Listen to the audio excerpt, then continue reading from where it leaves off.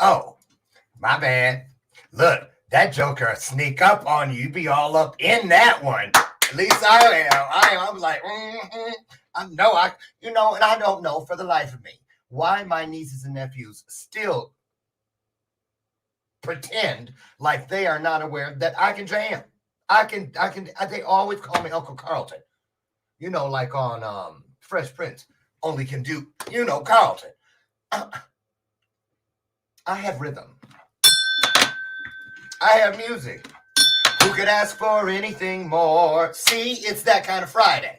I'm just feeling some kind of way. Listen, welcome to today's installment of Bathrobe Moments. I'm your host, Lauren Michaels Harris, and it's Friday the 14th. 4, that's my number. That's my angel number, 4. So yeah, I take it where I get it, right? So it's Friday.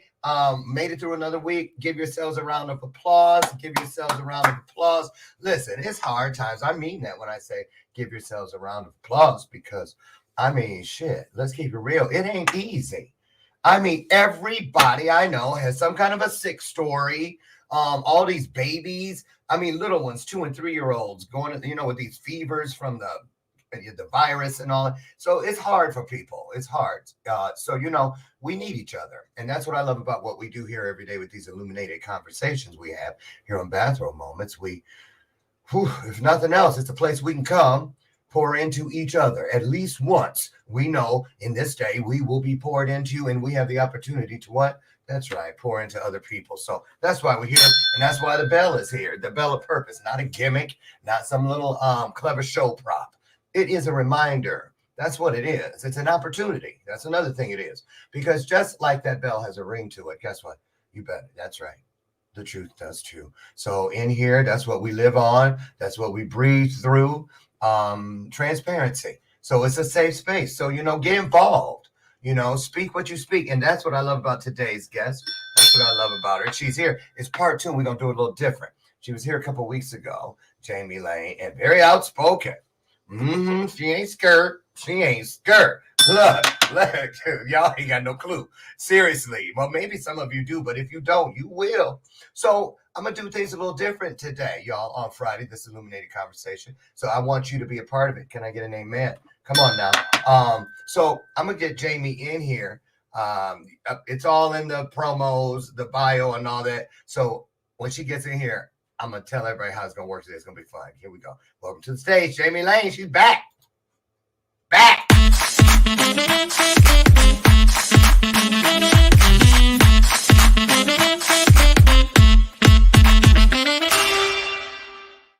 I'm ready for you this time. Yeah, you weren't ready before.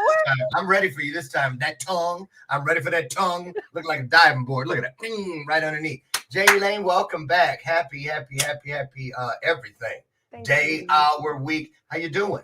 I'm fantastic. Awesome. Fantastic. I like your little background. Thank you. And your robe, too. Oh, just for you. That's a nice robe. Oh, thank you. Huh. It's one of my favorites. It's so comfortable. I love robes. I thought your robe would be like, I don't know, leather or something. Well, I got this one, and then I have a lot of them. Yeah. Oh, right, yeah. Leather. Ooh, I need one made now. I wonder if there's such a thing as a leather robe. I don't think I could get in. That's too hard and heavy, but I would do like a stretch faux leather. Yeah. Well, happy Friday to you. Listen, I'm ready. I'm gonna show you how ready I am. I can show you how better than I can tell you about today. I brought me some yogurt. I brought me some cottage cheese with fruit on the bottom. I got 2 almost too old to eat bananas. I don't mind eating them when they're like this. Some people, banana snobs, you gotta be pristine. No, I'll eat them. I don't know how to make banana pudding, but guess what? I know what you're gonna say. I got a recipe for that because when I said I needed a recipe months ago during the holidays, beginning of the holidays, for peach cobbler, but I've been waiting. I got fresh peaches from Michigan this summer. Followed this thing about freezing them the right way. Did all the lemon juice thing and all that. They're ready to go. But I didn't want to pull the trigger because I didn't have a good recipe for the cobbler part. So before you were ever on the show or anything, you sent me this. I've never had a recipe so concise, and you cover everything about anticipate. Some people may have allergy to cinnamon and it was just great. And I just love you for it. And so much so, guess what, y'all? I'm going to be going live with it this weekend because guess what I'm making tonight? Bam! There they are, those Michigan peaches that I'm making that coffee tonight. Yummy! You can't mess with Cobbler. It's got to be right, or they gonna talk about you. Behind you ain't gonna hear it, but trust me. Oh, did you taste that? Just as bland. Didn't have enough dough in it for me. I know how they are in my family. But anyway, I'm gonna try that. I'm glad you're here. Say hello to everybody and tell them where you are in the world, and just catch people up that may not know who you are. Who are you? Ooh, hello everyone. Happy Friday. I am in Spring Hill, Florida, and it's been sunny here most of the time. It's a little chilly sometimes. Oh gosh, a little bit about me for those of you who don't know. I'm a fearless, fierce freedom fighter, feminist, CF mama warrior who freedom's important to me, and that means all things. I consume all things that I want. I do the things that I want. I don't bend to these made up things in the world. So you's a shit starter, huh? Just playing. I consume cannabis, and one of the things that actually got me on my journey was, treating my son cystic fibrosis. When you say journey, do you really mean trip? You are talking about drugs. Just kidding. I love that he brought that up too. Oh my gosh, I have so many articles on that. That'll be another time. But yeah, I used to be so confined and constricted to social constructs, and oh my gosh, I'm gonna go to jail if I don't get my license renewed.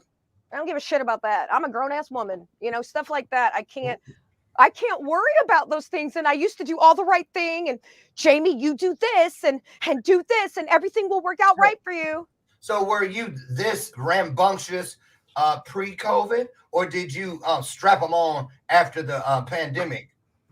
Because I'm just saying, because the pandemic changed for a lot of people. A lot of people say, I'm done.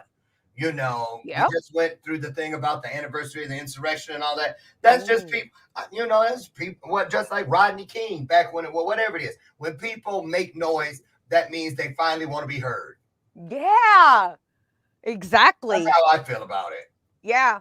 So, shaking things up, disrupting. So let's talk about it. So I want to play, it's kind of a game thing today. Instead of traditional, since this is part 2, I wanted to make sure it was interesting, entertaining, and enlightening. So everybody share this out right now. Everybody share this out to one person. Here's what we're going to do. I got a lot of intel on you since you were here last time. Pages and pages. Right here it is. Ooh. And so what I've done is I've taken 1, 2, 3, 4 and a half, because one has nothing to do with your resume, but it's a mindset, and I want to see how you work your way through this one. But what I'm going to do is I'm going to show a little piece of a clip, some video of one of your passions. And then we're going to come back and talk about, well, did they just lie? Or how accurate was what we just saw or heard? And I strategically chose these. I just didn't reach in a jar and pull any old turd out. I really went in and I either looked to see if it was way back. For instance, we're going to see something about cannabis, but it was 13 years ago. And because I said, let's listen to, that's how you can tell how far you've come sometimes. Is to go back and remember where you came from and where you're at. Point A to point B. People think that's like way across the universe. No. If you want to go from point A to point B, here's how you do it. Point A is where you are at right now. Point B is everything beyond where you are at right now. Point A. Done. So right now, I am in point B since I said that, because time moved me forward. Boom. I love it. Leave it at that. Leave it at that. Don't waste time on all that. Do something within every one of those moments that you mean, so that that's one thing you do in every moment can become meaningful somewhere in the world. Somewhere in the universe. Can I get an amen? So, okay. So here's the first one. This is something you believe in that people, not everybody does. And so this is going to be good, y'all. This is going to be good. Here's the first one. I want to come out hot. I want it to come out hot. I ain't working. I'm here. Here we go. Something that you are a part of. And I think you're going to, I don't know. I don't want to color your experience here, but I kind of have, I don't know. I hope you, I don't know. Let me shut up here. So, do all nudists agree or disagree? Ooh, so that must mean, yep, y'all got it. She's a nudist. You can drop your towels.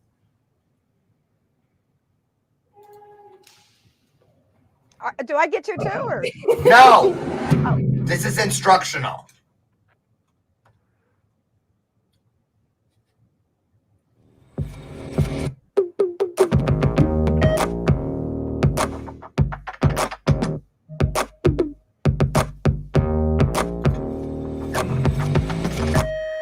I have gotten aroused while being nude. 3, 2, 1, go.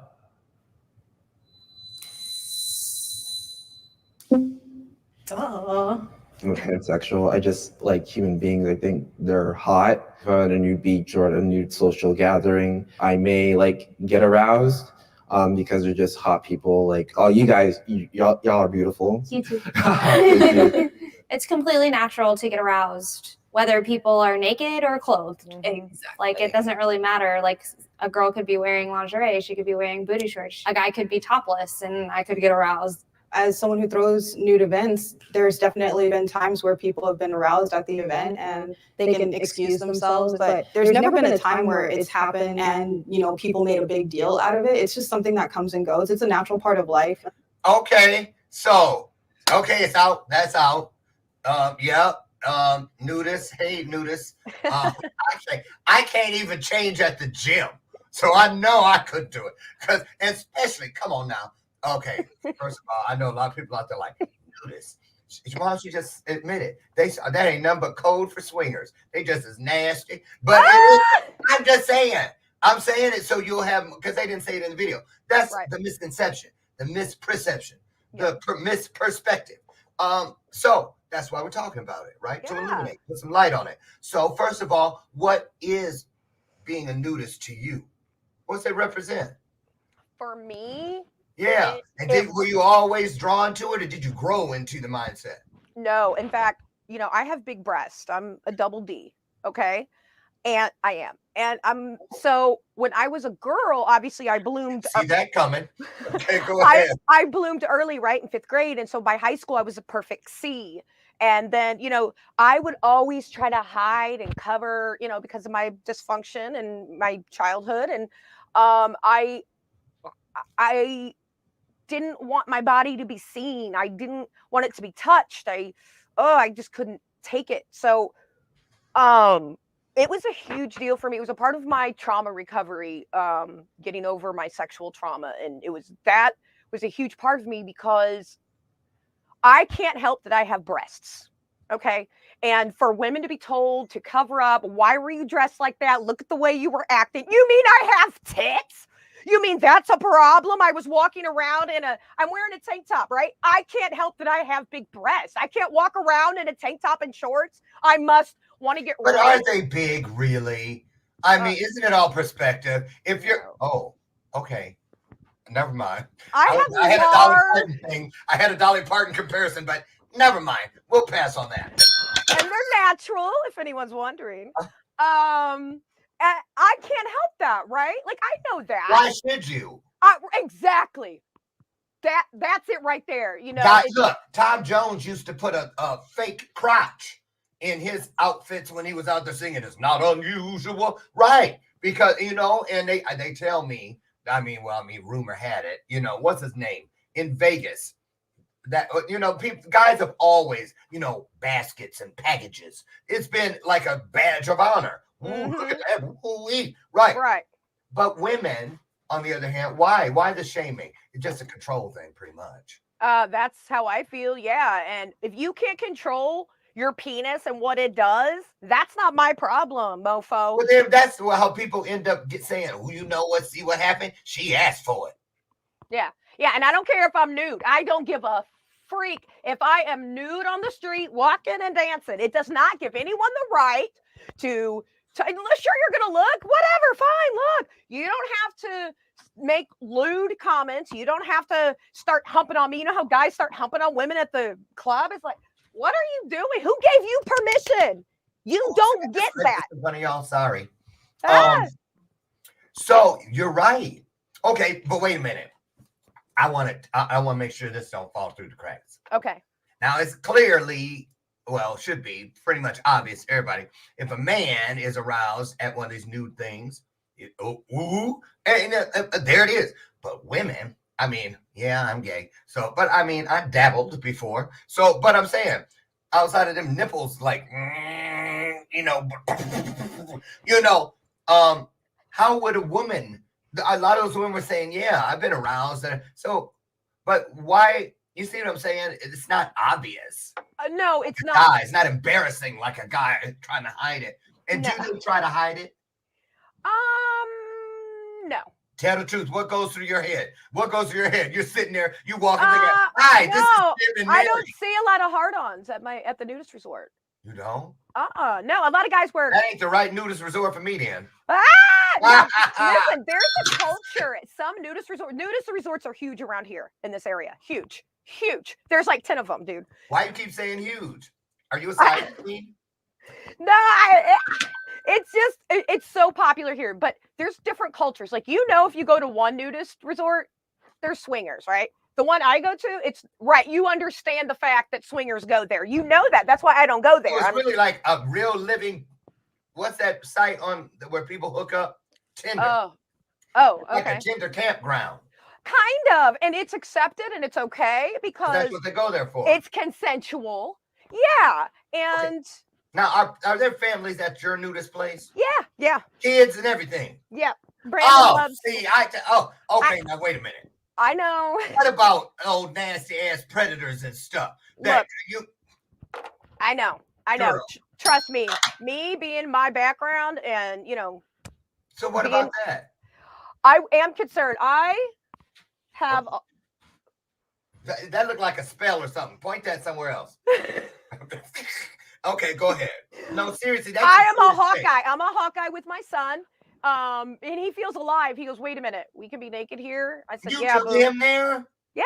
And he goes, "I feel alive." And he took off his pants. And my boo's been naked for ever since he was a little kid. And I think it was because of his senses. He can't stand the cloth on him. And for him, it was freedom. And yeah. And he felt comfortable. And we always watch him. Kids aren't supposed to be unattended anyway. And we don't. And I watch. You know what I'm saying? If I think somebody who I think like a guest that I don't know, I'm right there by my boo. So Wow. Okay. So let's go to the next one, but let's do this. And so the moral of the experience for you and your family, give us a Jerry Springer thought about that whole nudist thing. As far as what it does to serve your world, your loved ones, the purpose that you have for yourself and your loved ones, just that. It's about completely accepting yourself. Completely accepting yourself. Okay. Write that one down. Somebody drop that in the comments. We're going to come back and recap them. Yeah. Okay. Remember what number one was, somebody. There's something in it for you. Yep. Trust me. Okay. Next topic. And I haven't really gone too far into some of these. Okay. But I know a little bit about them, but I don't know what they're going to say really. Okay. So here's one.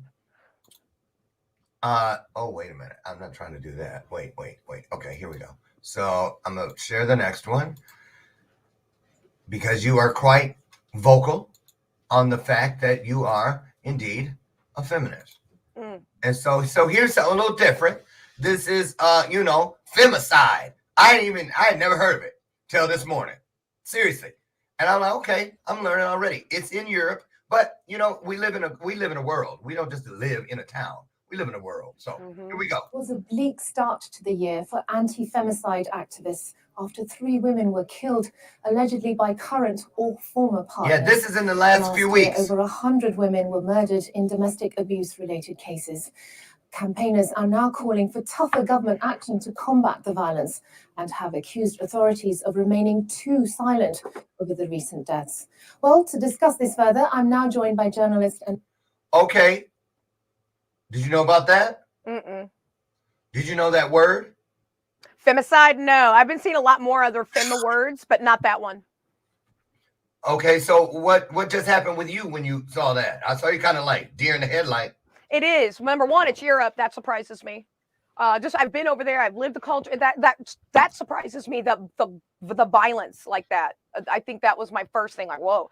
The partners. The laws here are bullshit on domestic violence and harassment and stalking, and it's not taken seriously.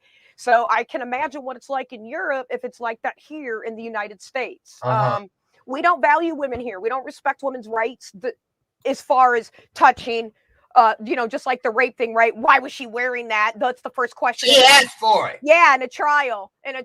So, I think that the laws here and women are not taken seriously. I mean, I think it was most recently where a husband had a right to rape his wife, and it wasn't against the law. What? Yeah. Wait a minute. Yeah, in some states. There's a lot of antiquated laws still out there. Well, I'm not surprised, even like with foster care. Right. There are a lot of states that have more protection for their fish. Wow. The laws than they have for their children. Right. Yeah, dogs have more rights than humans. Yeah, all kinds of stuff. Yeah. Kind of jacked up shit. For yeah. real. So here, just so we can see, sometimes we got to see for ourselves. And right there it is, femicide. And I'm going to just read it because I can't read that little right. Femicide, the killing of a woman or girl, in particular by a man, and on account of her gender.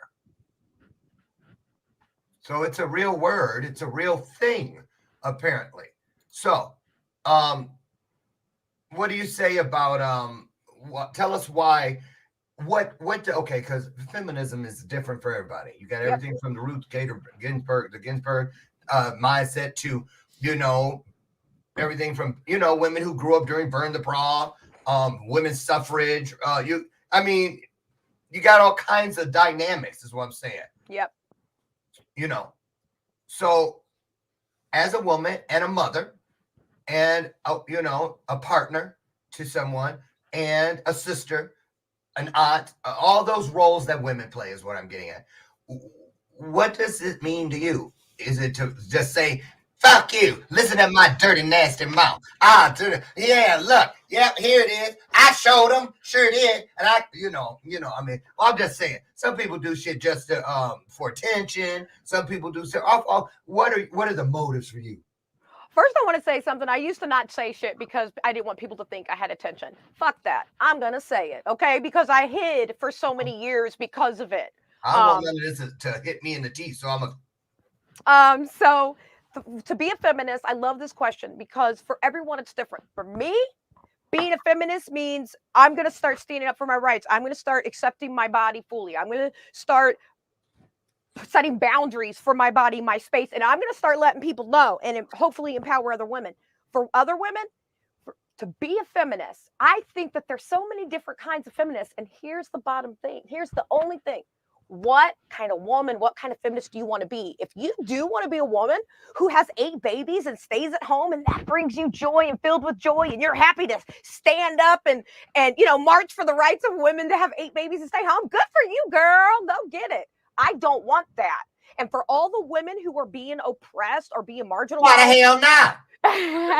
So I think it depends. If a woman is confident in herself and is truly doing what she feels she wants to do, is truly living the life that she wants and the role that she wants, that's feminism. That is feminism because, Martha Stewart, oh man, what a badass. You know what I'm saying? She did everything with her hands. Martha Stewart, the law-abiding citizen, or Martha Stewart, the felon?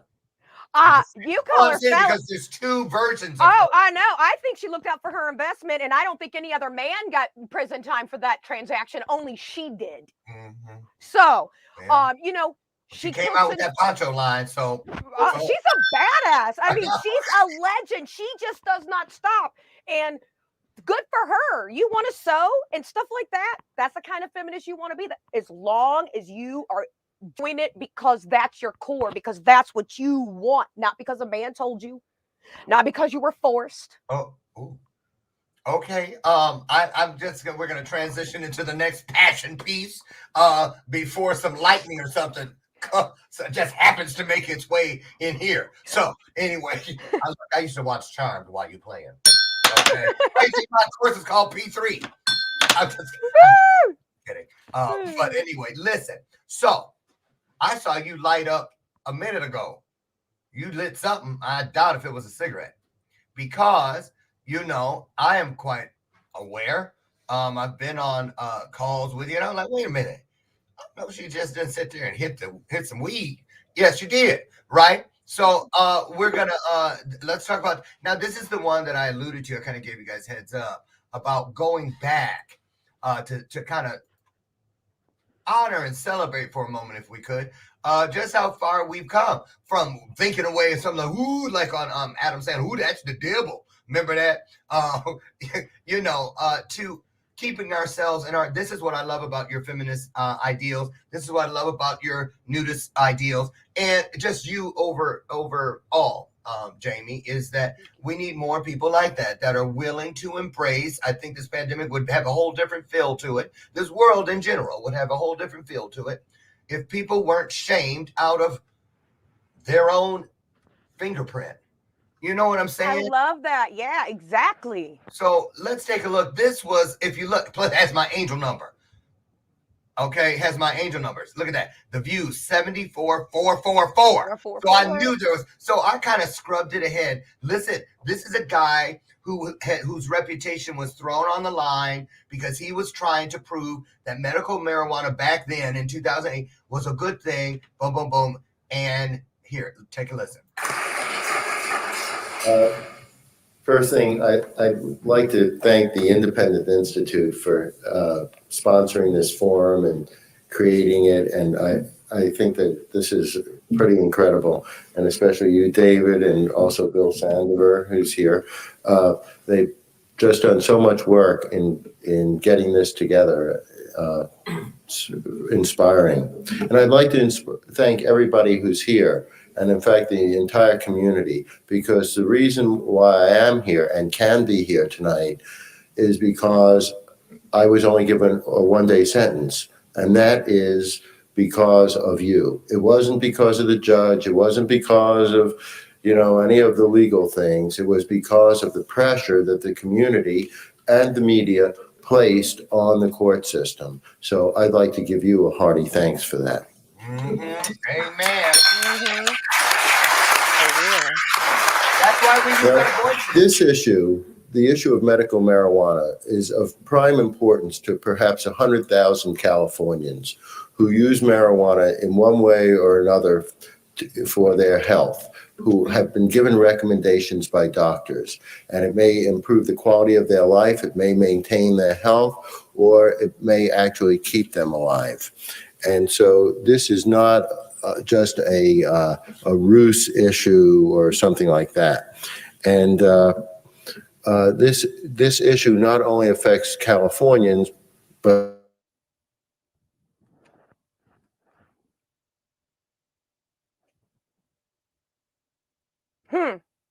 Hey, did he go out, you guys?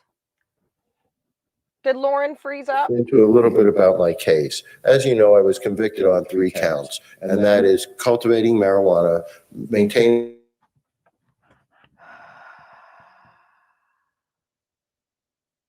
And as you know, this was a result of a jury that was kept ignorant of the facts of the case, that I was deputized by the city of Oakland, that I was providing medical marijuana, that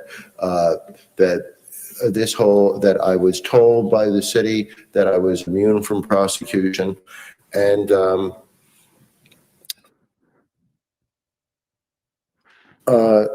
there it is. Are we? Oh, wait a minute. We're here. Are we back? Yep. Okay. So listen, that was 2008. That happened to that guy who was, a reputable, law-abiding, paid his taxes, I'm sure, did all the things right. I'm a very lucky girl. Welcome to England. You know what I mean? Right. Did all the things, puppeteers, have us do. So anyway, and then look at it's like a witch hunt. It was, but look what he said first. Look where it's like that reminds me of like when stars are getting awards, like at the Grammys or something, and you never hear "We love you" from down here on the floor. That's where all their competitors are. You always hear from the nosebleed section. That person who missed who gave up a paycheck, stood in line, is gonna probably have to not have their coffee for the next 2 weeks. To come there, but they waited for that one moment to scream out how they felt about what you do to impact their life.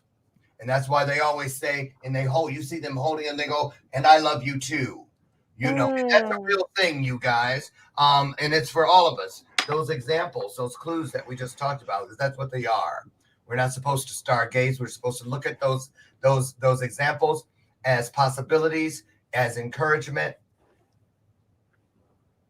And when we do that, we no longer are stargazers. We are well on our way to become what we always were, trailblazers. Okay, so there's that. So, okay, we're going to do another one real quick before we go, because I don't want to waste a lot of time on it. Okay, if you want to give up sugar, and I got to do it right, and then I go pay. Okay, if you want to give up sugar, make a better choice. I did, and I am not in any way regretful. I gave up Diet Coke and Red Bull and all kinds of things that didn't serve me. Why? So that I could pick up something that did. It wasn't just this can with 60 calories, 2 full vegetable servings in every can and 100% vegetable juice from concentrate. No, it's not even that it's easy to find go down the juice aisle.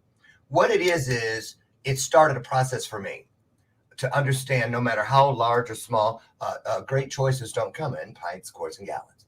So whatever you do, either pop the top with a V8 or put down a cigarette or whatever it is that isn't serving you, okay? That bad relationship or that text war you're in the midst of right now. Whatever it is, put it down and pick up something that does serve you. Okay, we're back. So let's talk about, now this next one, because I'm saving the best one for last. We have 2 more. We're doing great on time. This next one is not something particularly based on anything in your dossier. But it's a mindset that I'd like us all to consider. Look at this. Let's talk about what you feel is going on here. This is a clip from that show, Naked and Afraid. I don't know if you guys are familiar with it, but a person goes out and they're out there alone, and they're naked. So don't worry, it's G. But yeah, we already had the right. Even if words kind of a thing today. But watch this process of what's happening with this man, and let's talk about the power of our mind. I want to hear what you guys out there have to say about this, and I just find it very interesting. I really do. So here you go. This is a man living alone in the jungle. Okay.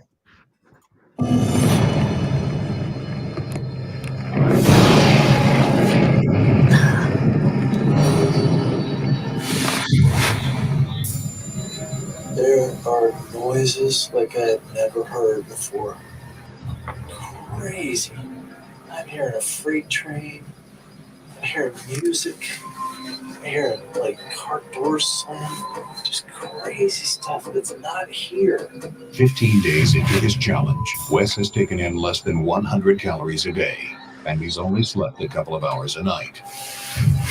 The deprivation is now starting to affect the mood-enhancing hormones in his brain and his cognitive abilities. Jesus. I got a crying baby. I know it's driving me insane. Oh, stop. I think we're unique because now, as you can see, we are in a studio. Right? I mean, now that the reason I wanted to talk about this is because we can live through something like that, just like we live through all of our traumas and what our bodies, how they protect us and take over. The way, you know, everything that, from abuse and trauma to things like that, deprivation moments and things. So let's talk about how we can use how do we harness that opportunity?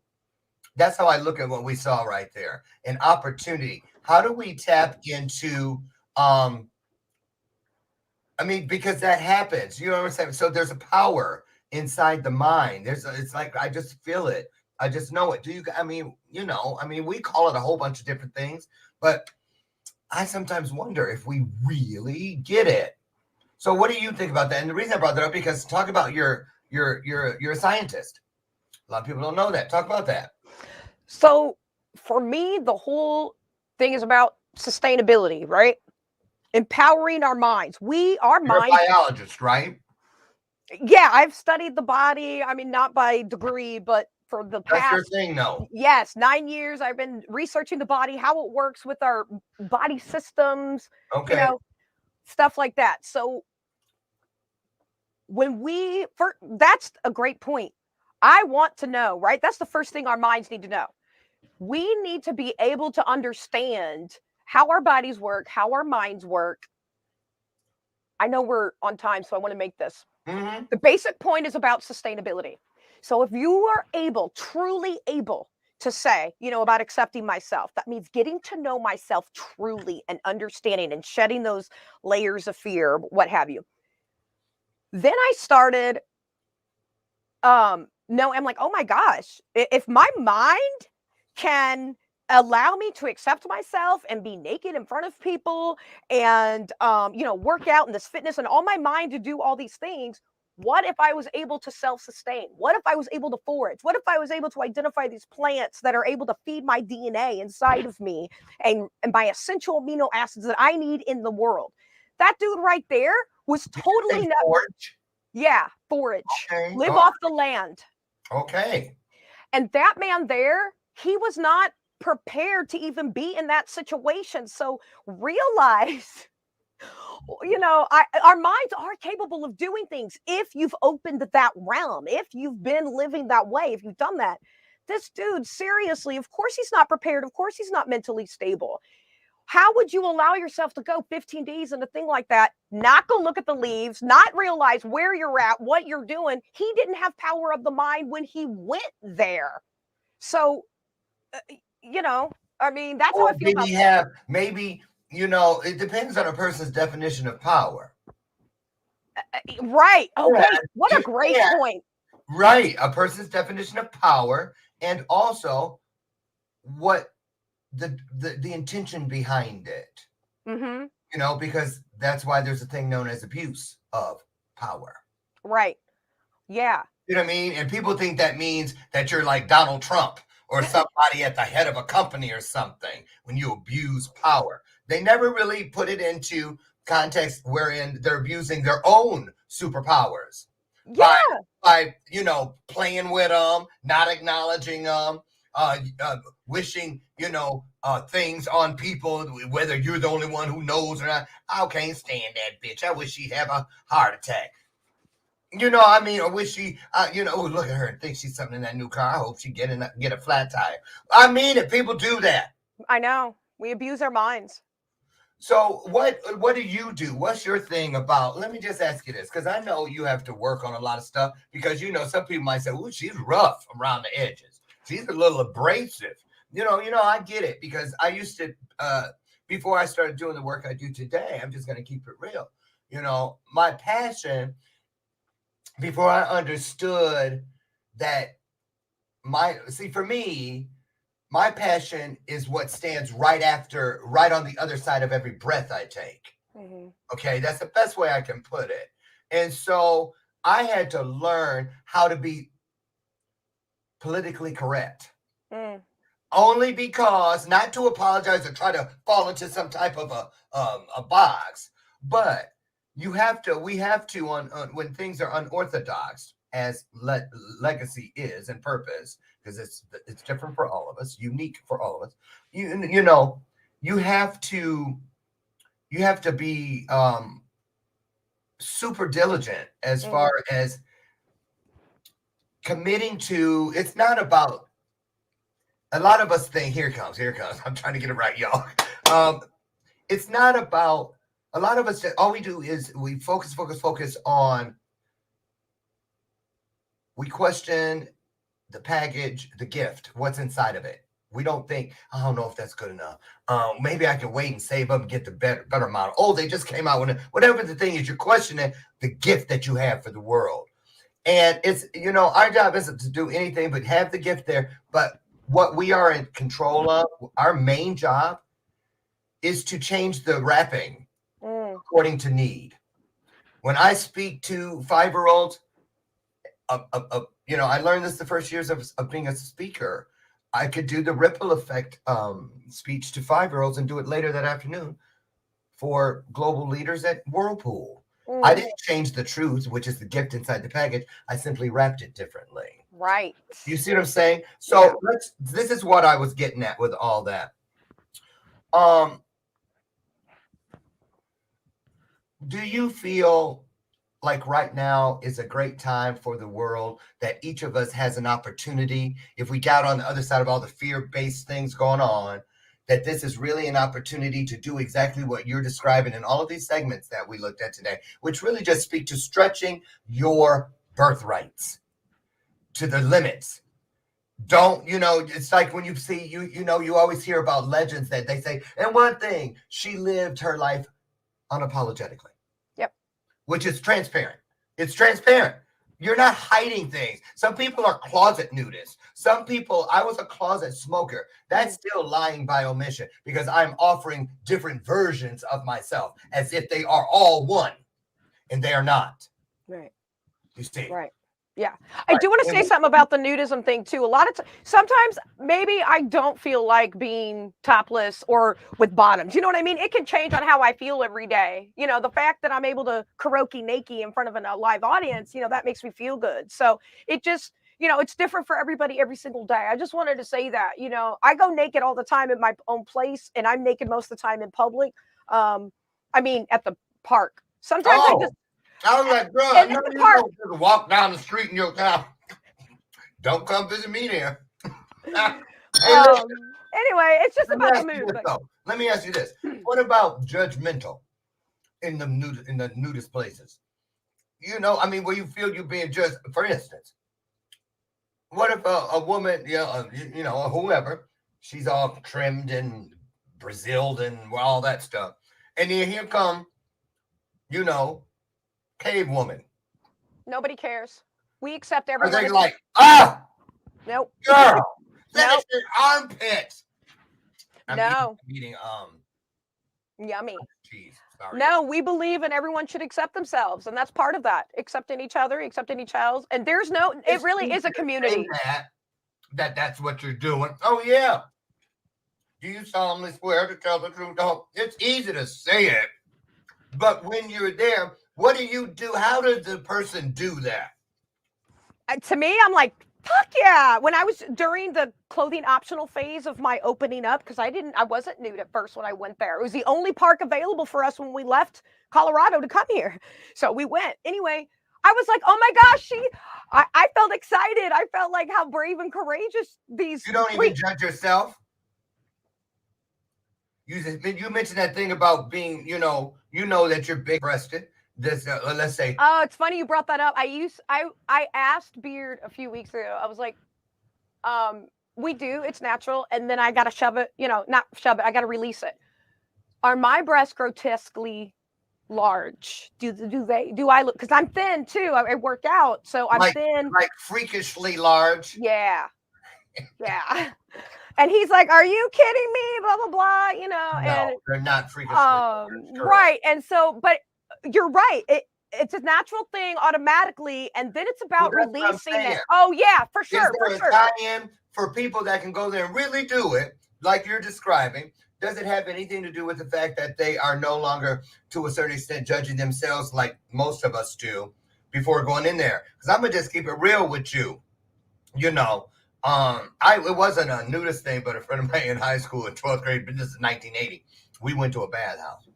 Right, and naked guys are out there dancing and stuff. And then there's guys in towels. We couldn't even put on the towels. We were in mole hair sweaters and jeans and cords. I was sweating like beasts, right? But dancing like everybody. And I still have that. I'm still, a person who hides. I'm not comfortable. I don't change at the gym. I always felt weird about showers at school. But I also came up through a very strict religious place where the first time they found a boy magazine, Playboy, when I was 13, you know, they did an intervention at the dinner table in front of everybody and lifted the thing up, and there was the magazine, and there beside it was a pamphlet that said, why God doesn't want me to touch myself. And so I think, you know, I often think that a lot of the crap, the cobwebs that I am hang-ups, are based on shaming. Yeah. Mm-hmm. And so there's no shame. So I get it when you talk about the culture that is there, and you got to know what, and see, that's why we need to make sure we make decisions, I believe, for what is going to serve us based on need and not want, because when you need something, a plan comes with it. Well, you're going to need to lose 50 pounds or I'll have to put you on insulin. I'm the doctor talking. Okay, doc, what's the plan? Mm-hmm. You didn't say, well, you know, you might want to. Then it ain't no plan. Okay, I'll think about it. Bye. Right. No, right. So I'm just saying, based on need. So let me ask you this. Let's talk about your greatest passion for these last 10 minutes. Your boo, and set it up. And I'm going to share something here because I would like to know from people who live it. Is this? How do you feel about what we're seeing here? And I'm just going to show a little bit. Just a little bit, because I watch her, but her voice kind of gets to me sometimes. But anyway, she's very credible. So here, let's take a listen. This is Sarah with RegisteredNurseRN.com, and in this video, I'm going to be going over cystic fibrosis. And this video is part of an NCLEX review series over pediatric nursing. And as always, at the end of this YouTube video, you can access the free quiz that will test you on this condition. So let's get started. Cystic fibrosis is a genetic disorder that causes the exocrine glands in the body not to work correctly. And because these glands are not working like they should, this leads to major complications in the body, and it affects several systems. One of those systems it affects is the respiratory system, and it affects both the lower and upper respiratory system. And what happens is that thick, sticky mucus starts blocking the airways, and that's one of the big things that I want you to remember about CF. Thick, sticky mucus, because this is where a lot of our issues are arising because of this mucus. So what it does is it'll... Okay, so there it is. She said it, especially with youth, this, that, and the other. And so what's your connection? Why is this one of your number one, if not your number one passion for raising awareness? Talk about that. My son's got cystic fibrosis, which is considered a fatal incurable disease. And I say considered because I used to live in fear about this disease. I shut down. I was a cannabis consumer. Nobody knew it, so I was so afraid. Before I talk about that, though, I want to say something about the marijuana and the cannabis. Hemp is cannabis, CBD is cannabis, THC is cannabis, and I'm going to tie this into cystic fibrosis. We must know that cannabis. Yes, all of it is cannabis. You will hear people refer to THC as cannabis only to confuse you. What's a blunt? That's cannabis. Oh, I'm just checking. Okay. Yeah. So all the parts of cannabis, all the parts of the plant, the hemp stock, all of it is cannabis. Okay. I just want to say that. So that being said, the beautiful thing about cannabis is that when you look at its genome to human, it's very similar. And it has all the essential amino acids that our bodies need to survive. That's what our DNA is made of. All right. Amino acids and proteins. Now, look this up if you want, but cannabis, by definition, is a fruit, vegetable, and seed. And isn't that amazing? And what do our bodies need? What does our DNA need to survive? When our DNA does not need synthetics. Our DNA does not need bioengineered things. Our DNA does not need any artificial things. Can you imagine the havoc that synthetics, bioengineered, and artificial things would have on our DNA? Because it is not made up of that. Where does it go? It kills the cells, which creates disease. Okay? So when people say medical marijuana, I submit that there is no medical. That is a made-up term. So we want disease management, and not true health care, not true What body you talking care. about, Willis? Well, because I just told you that our DNA is made up of essential amino acids, proteins, and amino acids. Cannabis is made up of that, and by definition, it's a fruit and vegetable. Our bodies need that to survive. Once I knew that, I was able to take care of my boo's cystic fibrosis. They tell you that you need Oreo. They tell you that you need Oreos, butter. They wanted me to feed my son all of this junk because people with cystic fibrosis don't gain weight, which is why they need the enzymes. Their Well, I pancreas. clearly don't have it. No, our pancreas and liver is different. People with cystic fibrosis cannot produce the enzymes sufficient, okay? Right. Okay, so the mutation that they're missing is an essential amino acid. What did I just say has all the essential amino acids our DNA needs? Cannabis, hemp. Okay, so here, let me bridge this up. Yep. Right here, I want to ask you this. Yep. So,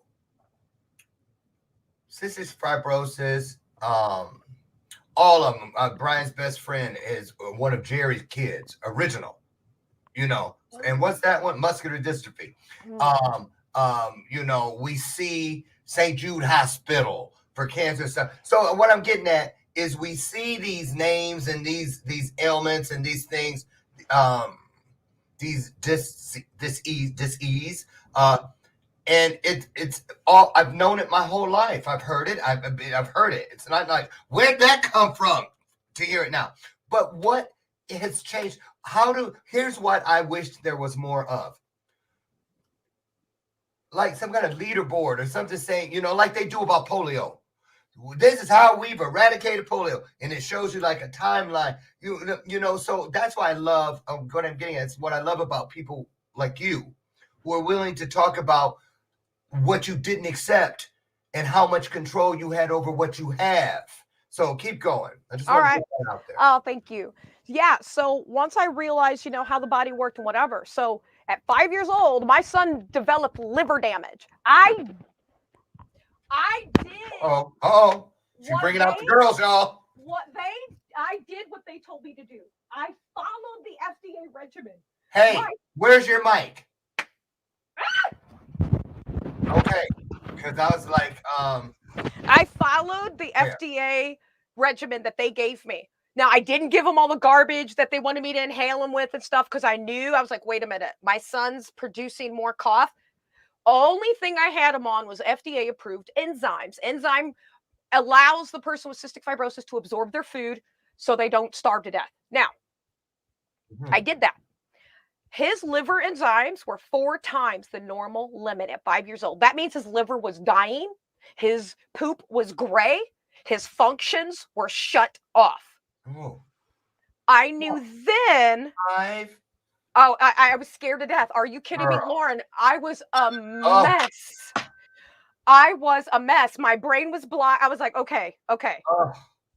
So I started him on the CBD regimen I did CBD and limonene. Limonene is a terpene that affects digestive systems at the DNA level because it's a plant. So that's what I first did. Within 90 days, his glucose levels dropped 13 points, his liver enzymes decreased over by 30%, and his lung function increased 18%, which is more than their FDA-approved poisons claim to be able to do. CBD did that in 3 months, okay? Now, let's fast forward. These past few years, I have had to do more research. I got stronger, and since you know, all different things. I had to keep advocating for him at school. I kept getting pushback from everybody because he's also on the spectrum, which that's a whole other thing. But I kept going and going. The COVID, Lauren, you were right. It did something to me. I was like, okay, I'm going to sell my house. I'm leaving Colorado. My boo's going to Florida. Shit's got to change. I got to do something. I have got to stop doing this. I did more research. I found moringa leaf. Moringa leaf is a superfood, you guys. It has magnesium. Do you know what magnesium does? Oh, when I found this out, Magnesium ignites and activates all 300 mechanical digestive systems in the body. That means at the DNA level, my son would not need enzymes. I switched his DNA. I targeted his DNA so he produces enzymes on his own, which I was told could never happen with somebody with cystic fibrosis. Camu power, vitamin C. Vitamin C is essential for lung health. They don't tell you that. They want to give me drugs to breathe on my son and strap him down and shit. No, sir. You know what I give him? Camu powder, vitamin C, which helps his lungs, which helps him breathe, which helps him produce that mucus that they say, it gets stuck. He's able to allow it to produce the way you and I do, and then get that out. It needs to come out or it will block everything. Everything. So for pooping, regular bowel movement, so important for somebody with cystic fibrosis because their liver and their pancreas and their digestive systems are already mutated at the DNA level. Okay. So we got to go to the DNA level. What did I just say? Helps all things hemp protein powder, anything with hemp oil, anything to get those bowels moving, anything to get in there and regulate our physiological functions. Anytime you have a side effect means there is another function being prohibited, being shut off. That's why a lot of people on FDA-approved drugs can't poop every day because their functions are shut off. Your functions need to work, right? And with these plants, his functions are able to work. Prebiotics are so important for gut health. Everything I do, I learned that. Plants go to the DNA level, and my son with cystic fibrosis can be treated with plants. I'm so excited. Listen, where's the best place for people to catch up with you? I forgot to get your connectors before we started the show. Will you drop it in the comments when we get out of here? Yes. So if people want to talk with you more, I'm sure they do. I'm sure there's a ton of comments and questions. I just didn't want to interrupt you. So if you could go in afterwards, if you have some time, I will. And address, you got a lot of conversation going on inside. I want to thank you so much for coming over today for part 2. So interesting. You guys, hold on. It's not going to be long. And Jamie Laine is going to have her own show. And you'll be able to get this. Did I forget to tell you about that? Oh, yeah. Well, I think you should. I think you're the only gay man to be able to excite me so much. Yeah. Girl, if I only had a quarter. I'm just kidding. I'm kidding. Listen, thank you again. Get in there, you guys, and catch up with Jamie Laine. She'll be back again. She's also one of our new experts on Ask the Experts, and they'll be back next week. You guys are next Wednesday, the 19th. So you might have some questions for Jamie next Wednesday. Listen, but next Monday, join me, Dre Evans. Listen to this. This guy, he's incredible. He's an officer. He is a wait a minute. I'm trying to think of the school. One of those, not the Citadel, he's from one of those big West schools. Point, MIT. Yeah, one of those. Yeah, but one of them. I probably got it wrong. Anyway, he was a gang member on the streets of Chicago back in the day, a gang member, just like in the 90s, and got himself out of there. Annapolis. He's an Annapolis graduate. And now he's got a new book. This guy is just incredible. Just 6'5" and the most gentle, sweetest man. Wait till you meet Dre Evans Monday morning here on Bathrobe Moments. Listen, you guys have a wonderful, wonderful week. I mean that, and weekend. Just, keep sharing your stories and your truths with each other. And don't be afraid. Remember, there are 2 sponsoring thoughts, one of either of love or one of fear. And what that means is sponsoring, let it be the first thing through every door of opportunity. Send love through first, and the rest will take care of itself. Listen, you guys, I want to let you know, if you promise to come back Monday morning, not only will you have the opportunity to show me your soul, but I promise you that I'll do my best to show you mine. I'll see you Monday, God willing. See you. Thanks. Bye-bye. Thanks, Jamie. Thanks, guys. Bye.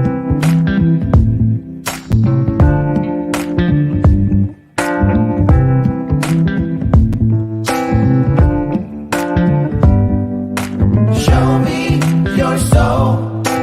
Baby, I'll show you mine. Show me your soul.